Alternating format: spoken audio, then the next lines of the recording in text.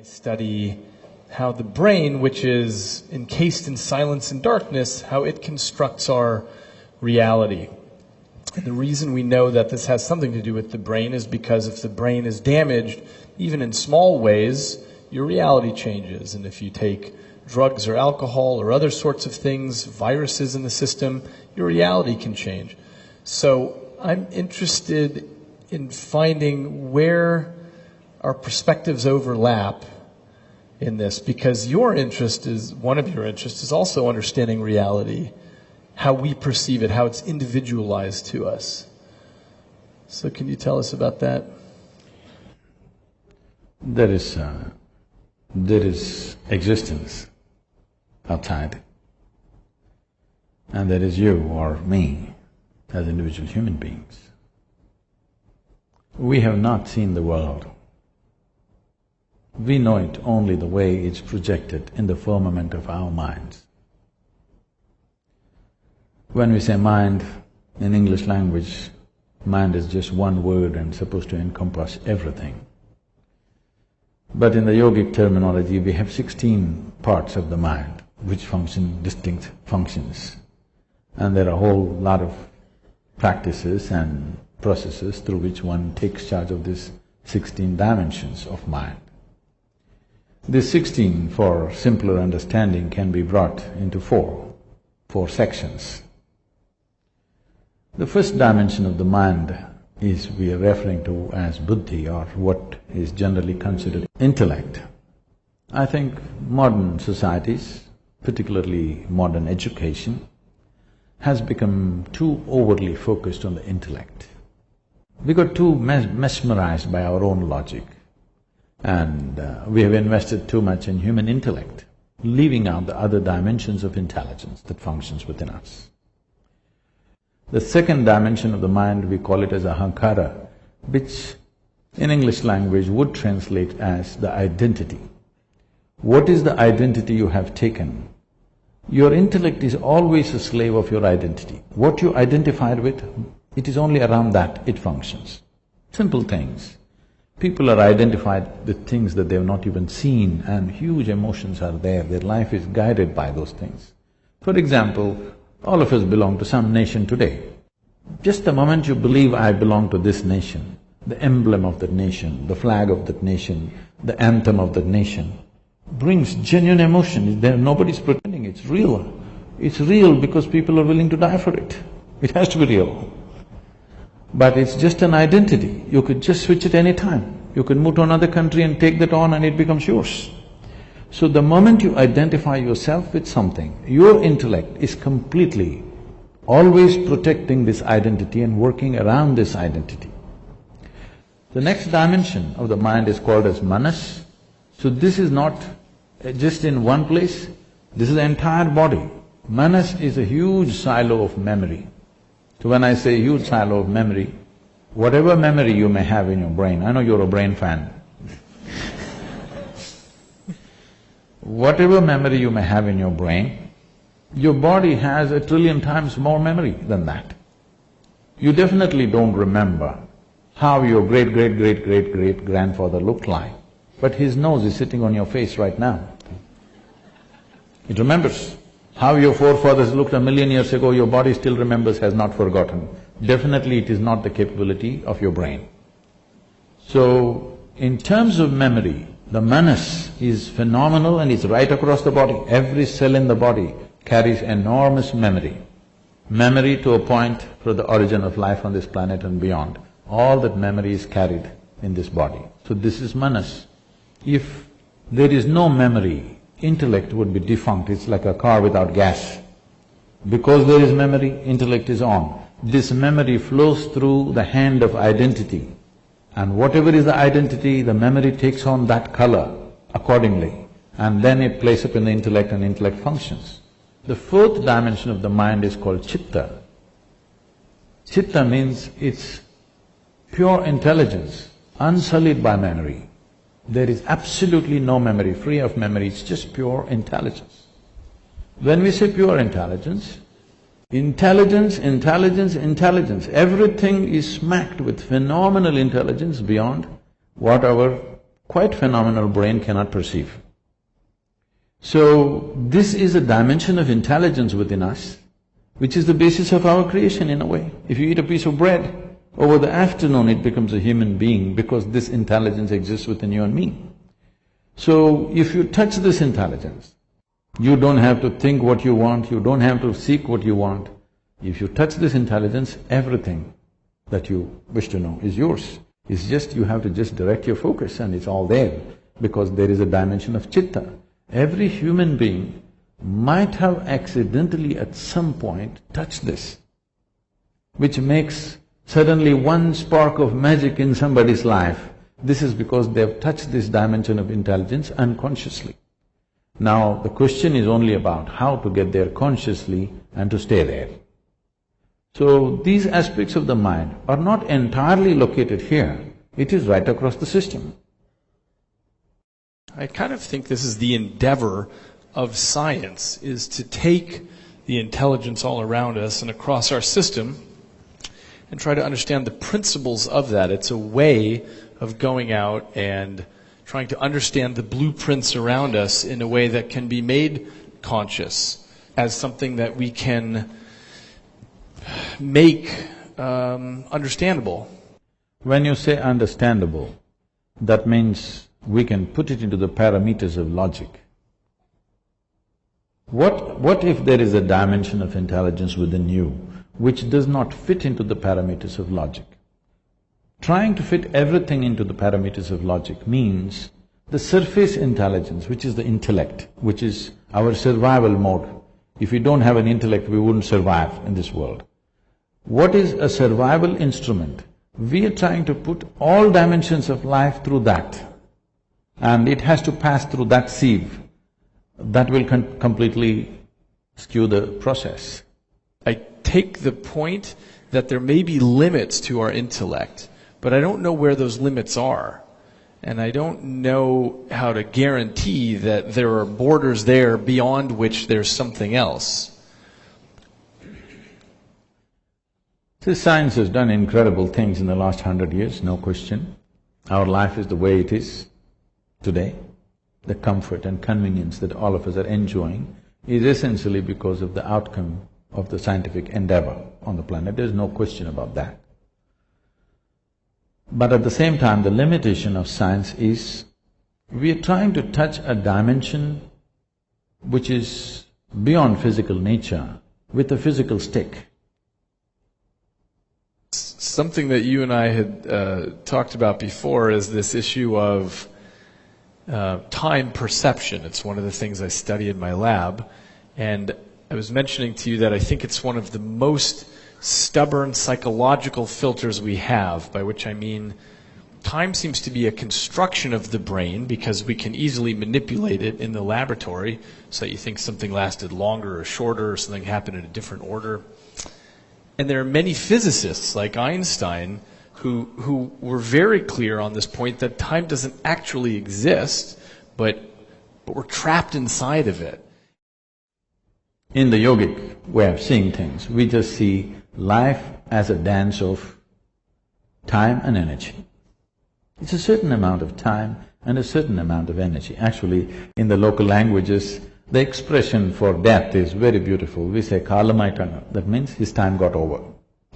In normal language, when we say somebody passed away, we don't say it as we are saying it in English, we say his time got over. Actually, that's all that happened. Somebody's time got over.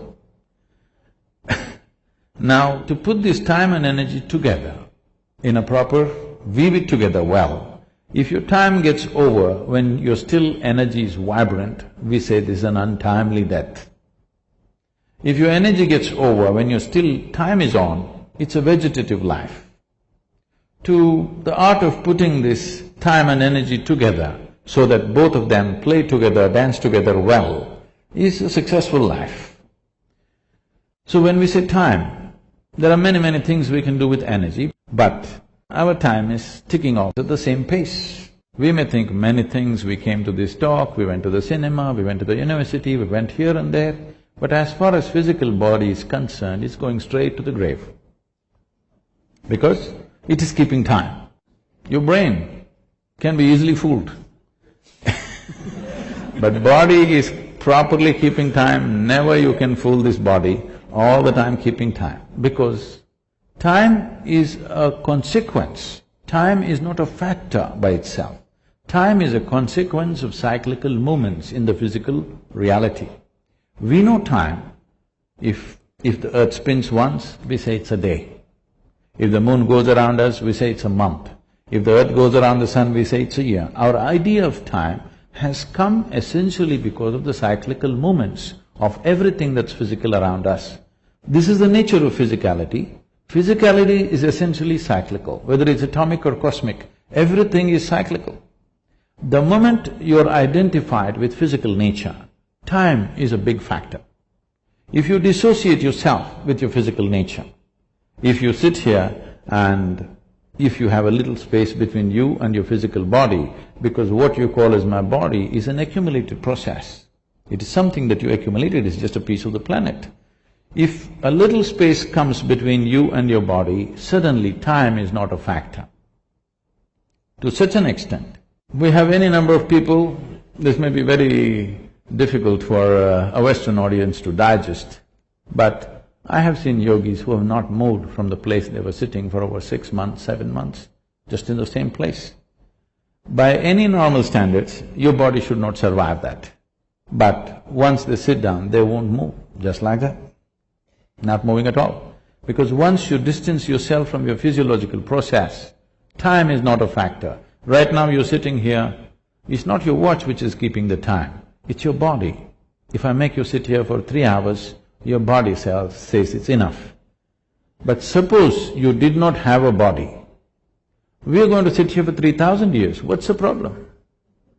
So essentially, because of your rooting in your physical platform, which you call as the body, which you built over a period of time, from the accumulations that you gathered from this planet, that is the basis of experience of time.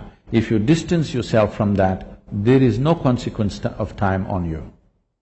What is the you that can be separated from the physical? Is it a fact that you gathered your body over a period of time? It's a fact that this body gathered together over a period of time, and it may be that I emerge as a consequence of that, this feeling of I, as opposed to me doing the gathering. So the data that you and me have gathered, however big we may think it is, in terms of the cosmos, it's minuscule, it's nothing. It's really not of any consequence. So from this minuscule of data that we have gathered, we are generating some thought which could be useful in making our lives, it could be useful in creating a few things, it could be useful fundamentally for our survival and to enhancement of our survival process, all this. But it doesn't give you access to life. Human intellect and human intelligence has broken out of a certain bond which was there for every other creature, that they could function like an automated machine through certain instinctual process. What has happened with the human being with the process of evolution is, the human being has broken out of that instinctual process and there is an intelligence which has to function consciously. But functioning consciously means every moment of life is an exploration, which is too scary for a whole lot of people. So the best thing is identify with something which gives you some sense of what you are. But this some sense of what you are, which you took on based on your social and cultural backgrounds, what you took on, makes sense for your survival process, but not for explorative process. It doesn't explore life, it keeps you sane, it's a good solace, it helps you to sleep well in the night. But it doesn't awaken a different dimension of knowing, it doesn't awaken the possibility of exploring dimensions which are not yet within you. So if this has to happen, the most important thing is to be able to sit here not identified with anything. When I said, it's so hard to remain uneducated in this world, because everybody is busy wanting to teach you something. This is all I did in my life, to remain uneducated. Not to be influenced by parents, by family, by religion that's happening around you, culture that's happening around you, education that people are forcing on you, just to be the way creation intended you to be, simply. See, I may not fit into the university milieu, but I'm okay, you know. Just simply the way you were born. Not tangling up your intelligence to any particular thing, either your nationality or your religion or your race or your creed or your family or any kind of identity or your gender or whatever, simply to be able to view your life just as a piece of life. If one does this, then you will see perception will explode in ways that they have not imagined possible. So, from my perspective, there's this issue of brain plasticity, which is to say that we absorb what's coming in. And I think it's exactly consistent with your description about who you are in the end is an accumulation of all these perceptions. There's also the case that we are creatures that go around and vacuum in our cultures, and we speak this particular language, and we are males, and we dress in certain ways. It's hard to avoid that. Now, I'm guessing you're going to say, but you don't identify with it. Is that right? See, what is a social requirement is one thing. Identity is required for survival process to manage day-to-day situations, but it is not an exploratory process. Because the intention of science is to know. See, technology is a fallout. Unfortunately, in this world, nobody would fund science if it did not spin technology, which is a very unfortunate thing. Because human intelligence wants to know, it need not be useful. It simply wants to know. So technology is useful, and what is useful today, tomorrow you may realize is very destructive. It may take away our life. So technology is something that we have to judiciously do. Science must happen rampantly. Mysticism must happen rampantly because this is simply exploratory. This is not about seeing how to make it useful. But today, modern science has become a slave of technology. If you don't make it useful, nobody is going to fund you anymore. If you simply say, I want to know, nobody is interested in this. How can it be turned into an enterprise? That's all they're interested in. This is the wrong way to approach science, because science is a fundamental need within a human being wanting to know. It's the nature of human intelligence. It is not something that somebody made up. It's not a bunch of scientists who made this up. This is a fundamental need within human intelligence wanting to know. It is the nature of a human being, if he sees something new, he wants to know what this is, whether it's a small thing or a big thing. So to continuously sustain that wonder, that sense of wanting to know, is the basis of science and mysticism. It is only the fundamental approach is different in the sense, science is trying to achieve everything through physical means, by taking physical quantities, going by the physical laws. If you go through physical means, you will hit that glass wall somewhere. I think, in my perception, I'm not a scientist, I don't know all of it, but in my perception, I think the physicists are near the glass wall. They might not have hit it, they're near. That's the unknown question, right? We have no guarantee how far we'll get in science. But by glass wall, I assume you mean we run to a place where we say we can't… Where the present faculties will not be good enough. The present faculties of five senses and the brain will not be good enough. That we hit a long time ago. So for example, things like quantum physics, you can't understand it. But you can write it down in equations that make predictions accurate out to 14 decimal places. So we think it's pretty good, and we can build new things out of it, that we can see things much smaller and much farther away than we ever could before. We understand the wondrousness and the subtleness of everything around us much better than we did before. But the actual physics, a human can't understand. We just make tools to get where we need to go with it. So we've already hit that point. And certainly it's the case with the human brain, which is made up of almost 100 billion specialized cells with thousands of trillions of connections between them. And every I second. like the way you're saying it with the passion. Like some people are talking about food or something else. I'm a brainy instead of a foodie. You feed on the brain. Yeah. But the reason it's easy to be passionate about it is because it's a system of such unimaginable complexity that it bankrupts the language. We have no way that a human could perceive a system of that complexity, and yet each of us has it. There's this 3-pound organ that we're carrying around, but we've already hit that point a long time ago in science where we realize we can make new strains of mathematics, we can make computer simulations, but we'll never get it. I'll never get the brain. All I can do is take the way that you explained the 16 aspects of the mind, you simplified it down to 4. The best I can do is take the thousands of trillions of connections in the brain and make some cartoony model that my impoverished intellect can sort of get a sense of. They're building a simulator, brain simulator, Yeah. Henry Markram is busy building this simulated brain. All that is fine. We're looking at the physical mechanics of what's happening. The complexity of what's happening is beyond the physical mechanics.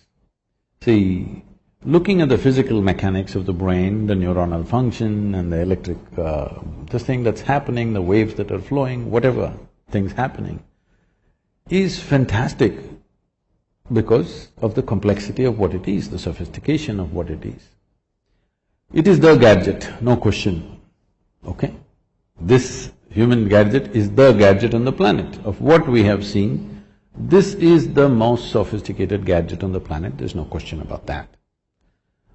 Keeping that aside, but even this brain can be manufactured with something as simple as a piece of a carrot or a bread.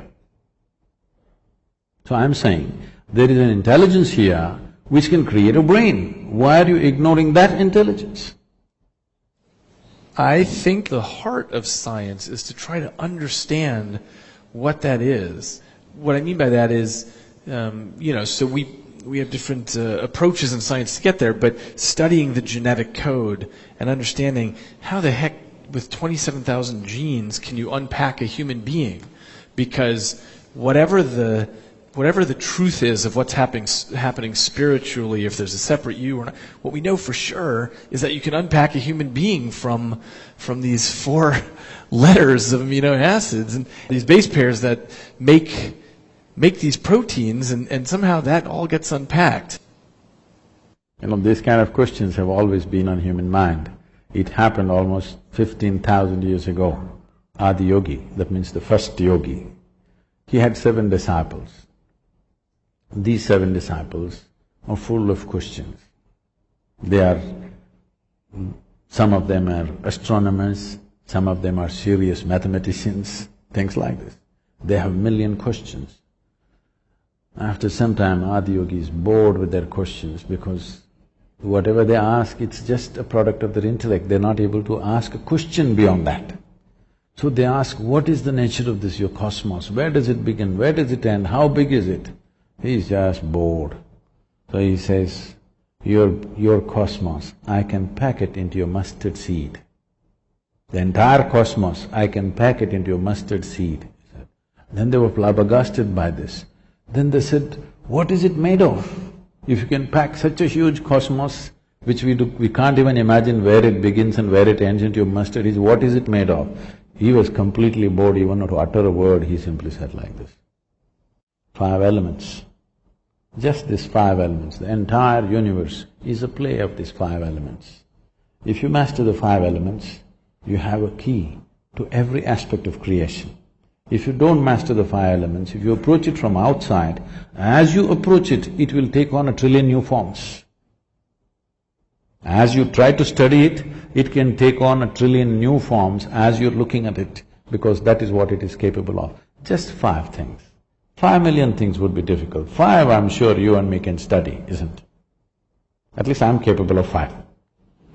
You're talking in millions and billions, but I'm 5. Are you going to tell me what the 5 are? These five elements, it's called earth, fire, water, air, space.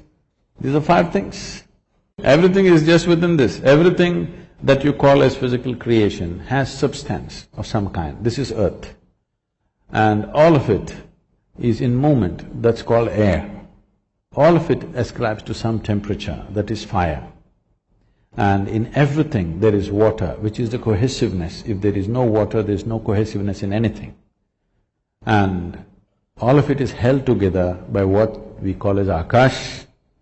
Here we're calling it space. In English language, it doesn't really describe what we are saying, but it's called akash. Maybe a more closer word in English language would be ether, etheric space or whatever they're calling it as. So, these are the five things, whether an atom or a subatomic particle, everything is made of these five things. So you don't have to study the trillions of things which are manifestations of these five. If you understand these five things, if you have grasp over these five things, then everything becomes accessible. So the fundamental, the most basic process, unfortunately the word yoga conjures completely wrong images in America. The most fundamental aspect of yoga is called bhuta shuddhi. This means cleansing of the elements so that you can feel them separately in your own system.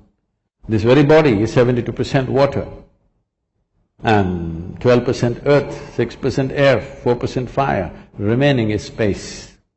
If you take charge of these things, what you need to know, everything that is life is here, because modern physicists are saying, as you sit here, every subatomic particle is in communication with the rest of the cosmos. If it is so, you just have to become alive to it. You just have to become receptive to it, whether it is the smallest thing or the biggest thing. Everything, the fundamental design is same. It is only the complexity and sophistication which is improving. Between an amoeba and you, the fundamental design is same. It is much more complex and sophisticated, but essentially life-making design is same. So if it is so, the most fundamental materials which make this life and every other physical aspect of what we see in this creation, if we know the ingredients and how they happen, then you have a key to every aspect of life. But if you try to study the creation itself, as you study, they will multiply into billions and trillions. It seems it might depend what your goal is. So if you want to create a drug for cancer or build a helicopter, you need to do something with those five elements. So it's not about exploration, it's about utility. What is the use of life? Let me ask you a question. I would love to know. I've wondered that question. And I get it that science isn't getting me there. I mean, I've been in science my whole adult life, but I don't know. I get much more towards that question when I read literature, which was my first love before I went to science. So I take the point that science doesn't help me on that front at all. What would you say? I've wondered what the point is. No, when we're looking at everything as… See, right now, this is an unfortunate reality which is… doesn't agree with my aesthetics of life. Right now, science has moved from an exploratory process to an exploitative process. If you see an atom, how to use it. If you see a bacteria, how to use it. If you see an elephant, how to use it. If you use a whale, how to use it. Of course, the next thing is if you see a human being, how to use them. This is where it's going. Everything, how to use it. This is not what life is about. You may get to know how to use every damn thing, but still, life won't get any better. If you know how to keep this one, life will get better, believe me. If you just know how to sit here blissed out, life will get better. I see that point. Let me ask you this. I'm trying to understand this issue about knowing, the unslakable thirst for knowledge that humans have means that there's this ratcheting up each generation. So it's not that it is of course the case that I'm limited in my thoughts to the impressions that I've had, but I have a much bigger fire hose of impressions now that can build on the scaffolding of the generations before me, the things they've already figured out, so that I can start at the next level and move up. Start at the next level for what? Towards what end? That's a good question. I mean, it's toward the end of knowing in the way that science cares about knowing. So putting aside usefulness of technology, just the way that scientists ask questions. If knowing is the purpose, because wanting to know, how much time and energy somebody is willing to dedicate to that may be questionable from person to person, but everybody wants to know, there's no question about that. But knowing everything by intellect, we will know the surface of everything but never the real source of everything or the core of everything. Because the only the only doorway to our experience is this human mechanism. You don't know the world any other way than the way this one is projecting right now within itself. Yes? Agreed. I don't know how you are really. I only know the way your picture is right now projecting in my brain or my system and how I'm perceiving it. As you know, you have drilled holes into people's brains and impact something and put electric current and whatever you've done. I'm not saying you as a person, I'm saying these things have been done. You definitely know by interfering with a certain physical process, the whole perception could change. The world has not changed, but perception has changed, so in his experience everything has changed. So that dimension of life is only useful for survival. When I say survival, everything that we're doing is survival. To survive better, to enhance our survival to a better status or in an enhanced way of survival process. But once you come as a human being, it doesn't matter how well you survive, still it is not good enough, isn't it? It's never going to be good enough because survival is not going to fulfill a human being. It doesn't matter how big our homes get, how big our cars get, how energy efficient it gets, how better we dress, how better we eat, still we will feel it's not enough because that's not the direction in which the life wants to go. So here's the part I'm trying to understand, is this issue about knowing, this issue about seeking knowledge. Let's say, either in science or in mysticism. We depend on our senses for that, yes? Or are you saying that… I'm saying they're not dependable. Agreed. See, for example, suppose you or me were lost in the jungle as infants, okay? If something edible came, we definitely would take it and put it in the mouth. We wouldn't try our ears first, then nostrils, and then by accident discover the mouth. No, we just know how to eat, no question about that. So I'm saying everything concerned with our survival is inbuilt. It's there. This is millions of years of memory which is there within us, we know how to survive. But we wouldn't know how to read, we wouldn't know how to do so many other things which have become a part of our life. Do you remember when you were 2 or 3 years of age, when they tried to teach you that alphabet, the damn A, how complicated it was? It was so complicated just to get it right. You had to write 100 times to get it. Today with eyes closed you can do it. Because of a certain striving, isn't it? Similarly, anything beyond survival, if we have to have it in our lives, a certain striving is needed. As I said, striving for inward perception is something, unfortunately, that's been banished in modern societies because we are on the thrill of technology. It's a fantastic thing, but you will see as time progresses, as technology becomes better and better, human beings will become more and more frustrated. If you have not noticed this, just look out and see, you will see 8-year-old, 10-year-old kids bored. In your generation or my generation, we would have never seen, we never knew what is damn boredom is. When you were 8 or 10, you were just bubbling with life and on, but today you see 10-year-old kids are just bored with it because they've seen the damn cosmos through their phone screen. They know it all. So I'm saying all this excess may not lead to betterment of life, and it will not. Comfort and convenience will come. But well-being will not happen. The purpose of enhancing human experience on this planet will not happen.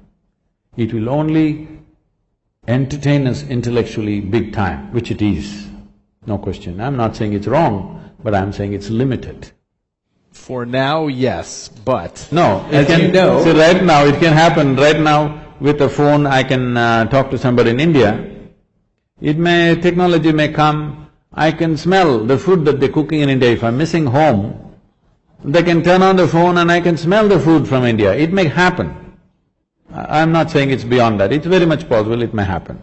But I can do it without a phone also. Look, I think our science is too young still to know whether we are always going to confront a multiplication of problems or not. I don't say they're problems. Question. There'll be more things to study, that's all. Yes, but sometimes people call that weenie science, by which I mean once you understand the structure of the atom and so on, you could measure the neutron to finer and finer resolution, but who cares? Because that's not the fundamental problem anymore. And we're still at such a young age that we don't know whether science will keep bifurcating into more and more interesting questions or whether it'll just become weighing things and it doesn't matter, because now we kind of get the core of it. We might not know that for 100 years or 1,000 years, but I don't know for certain that we are doomed to infinite complexity. It may be that we can put together a very clear… Now what I'm saying is, you're fundamentally employing sense organs.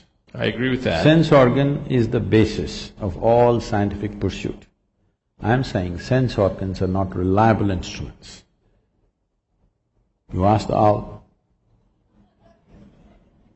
I think that the pursuit of science is really trying to surmount our sense organs, is trying to figure out this… Now, how would they surmount? By understanding laws of nature that we don't know why they're true, but they seem to be correct, like quantum mechanics, like basic Newtonian physics, by, figuring out why force equals mass times acceleration. Why is that true? Nobody knows. But that's the way that people pursue trying to understand. It's a way of reaching into the cosmos and figuring out that there are laws that go beyond my sense organs. I have no way to smell or touch F equals ma, and yet it seems to hold.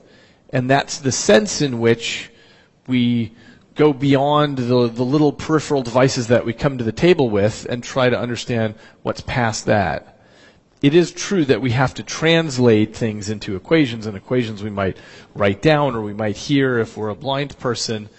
But in theory, that's something that's beyond our basic sensory apparatus.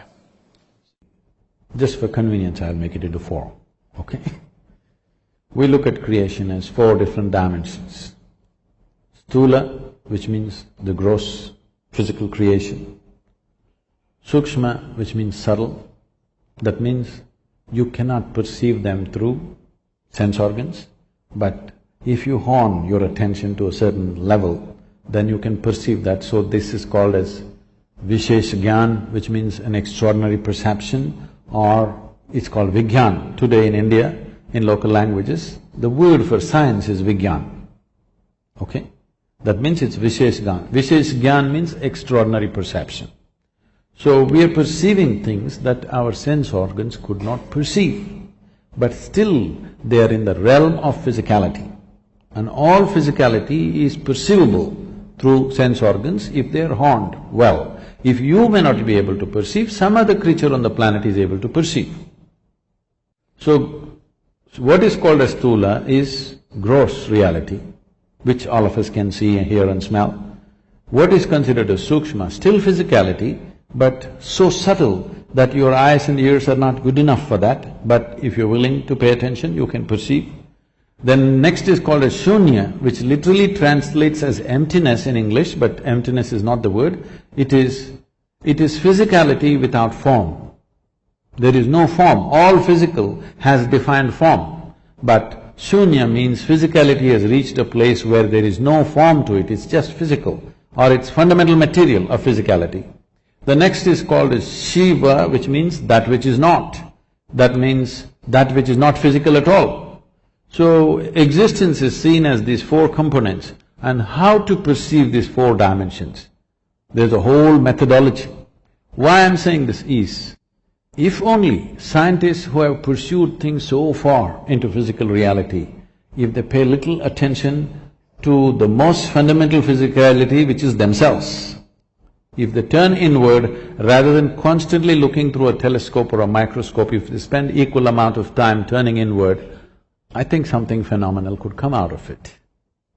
Many scientists, the reason they turn outward is as a way of understanding what this is all made out of, which would include understanding something about what a piece of life is.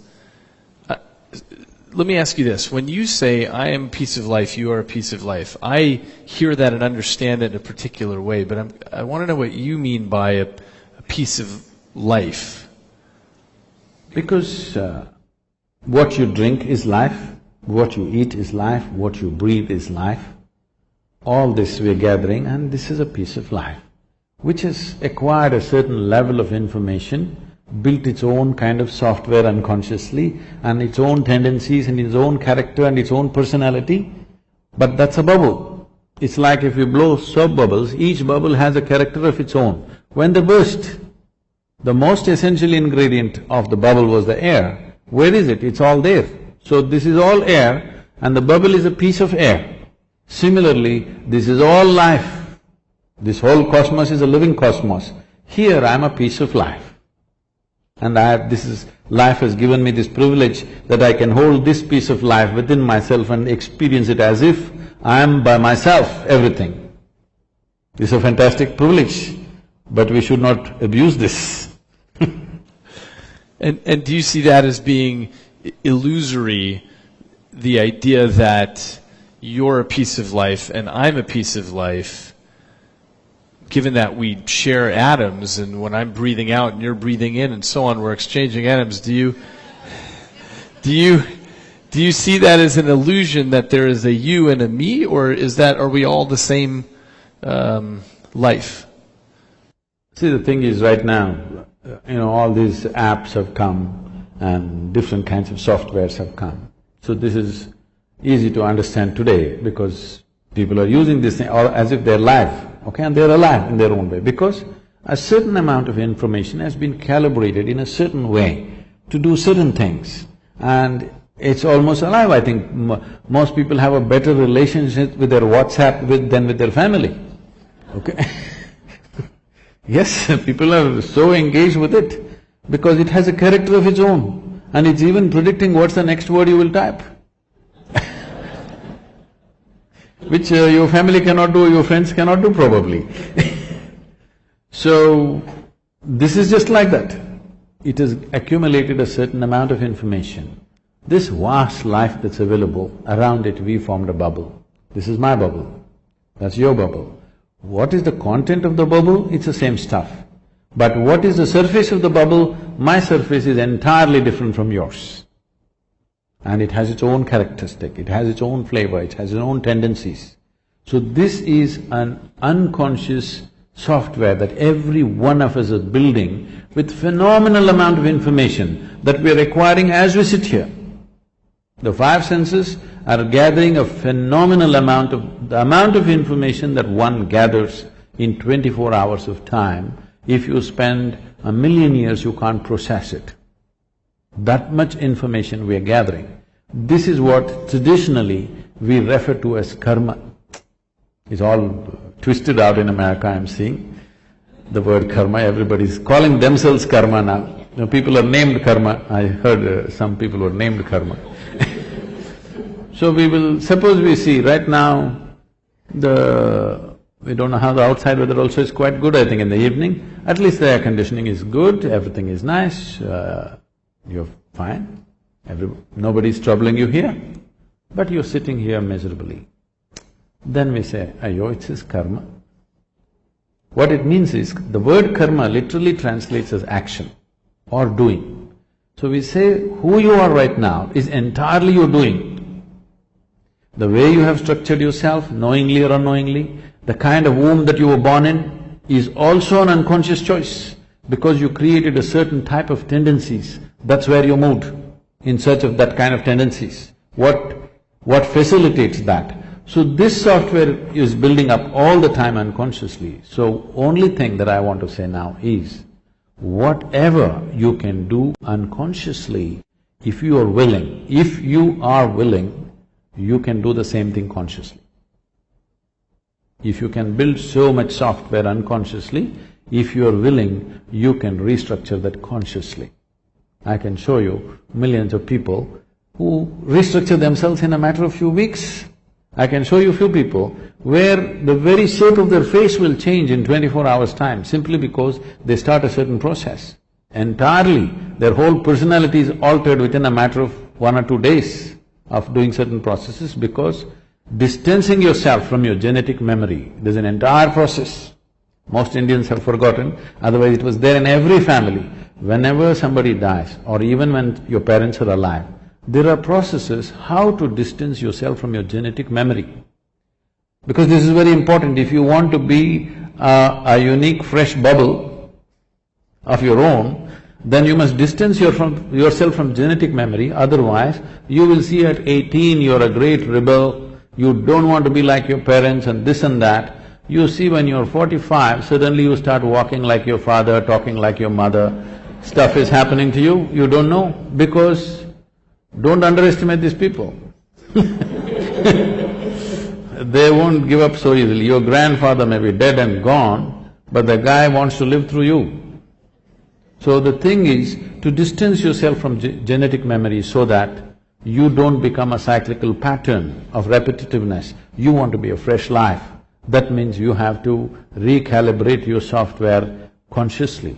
Anything that you can do unconsciously, you can also do consciously if the necessary striving is there. What does it take for people to have that level of striving?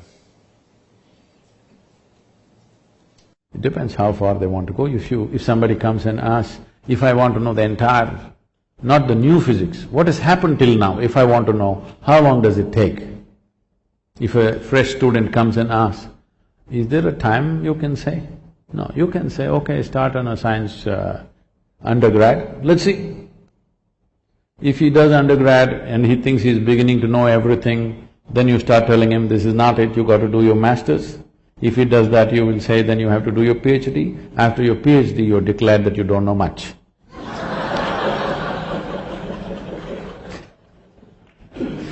That's right, that's the path of wisdom in science. The most basic thing that one can do, how long does it take, means, the most fundamental thing is, first of all, to know that there is another dimension of faculty within us, that there's another way of perceiving things, that there is something beyond, not as a belief, not as a conclusion, not as something that is said in some scripture or by some guru or some teacher or whatever, but by yourself to know, beyond this body, beyond this mind, there is something within you.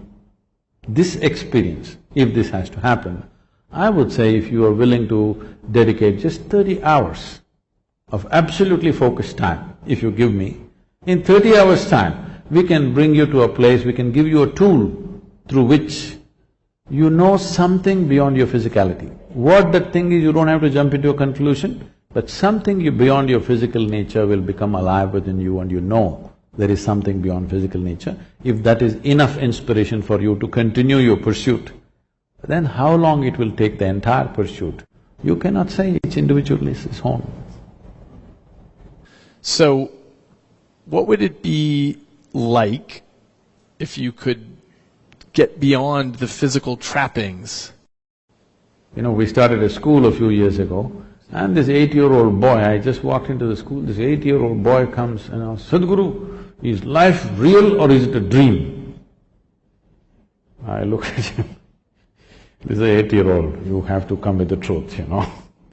I said, life is a dream, but dream is true. Go Sadhguru, you're always like this only. But that's a fact. Life is a dream, the way it's happening within you right now, it's a dream, but the dream is true in your experience.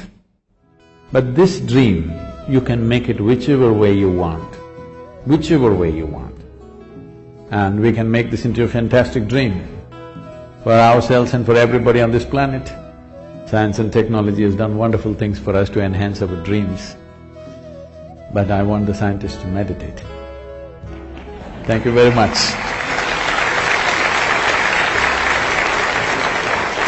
Thank you.